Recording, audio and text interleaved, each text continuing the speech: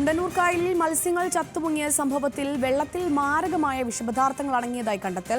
നാഫ്താലിൻ, fluorine തുടങ്ങിയ രാസപദാർത്ഥങ്ങളുടെ സാന്നിധ്യമാണ് കുസാറ്റ് നടത്തിയ പരിശോധനയിൽ കണ്ടെത്തിയത്. കൂടുതൽ വിവരങ്ങളുമായി സഹിൻ ആന്റണി കൊച്ചിയിൽ നിന്ന് ചേരുന്നുണ്ട്. സഹിൻ, എപ്പോഴാണ്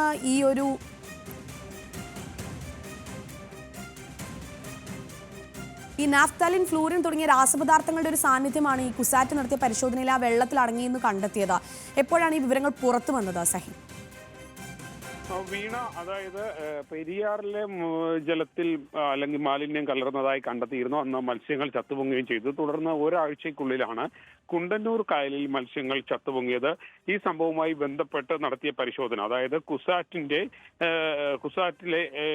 കുസാറ്റ് നടത്തിയ ഒരു പരിശോധനയിലാണ് ഇത്തരത്തിൽ നാഫ്താലിൻ, ഫ്ലൂറിൻ തുടങ്ങിയ രാസപദാർത്ഥങ്ങൾ കണ്ടെത്തിയത്. ഈ ഫ്ലൂറിനും നാഫ്താലിനെല്ലാം ത്വക്ക് സംബന്ധമായ അസുഖങ്ങൾക്കൊപ്പം തന്നെ ശ്വാസകോശ സംബന്ധമായ അസുഖങ്ങൾക്കും കാരണമാകുന്ന, മരണം വരെ സംഭവിക്കാവുന്ന രാസപദാർത്ഥങ്ങളാണ്.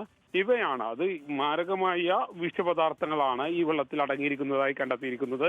എന്തായാലും മത്സ്യങ്ങൾ ചത്തുപൊങ്ങിയ സംഭവവുമായി ബന്ധപ്പെട്ട് മരട് നഗരസഭ അടക്കം വലിയ പ്രതിഷേധവുമായി രംഗത്ത് വന്നിരുന്നു. മാത്രമല്ല, കർഷക മത്സ്യകൃഷി നടത്തുന്ന ആളുകൾക്ക് വലിയ നഷ്ടമായിരുന്നു അന്നുണ്ടായിരുന്നത്.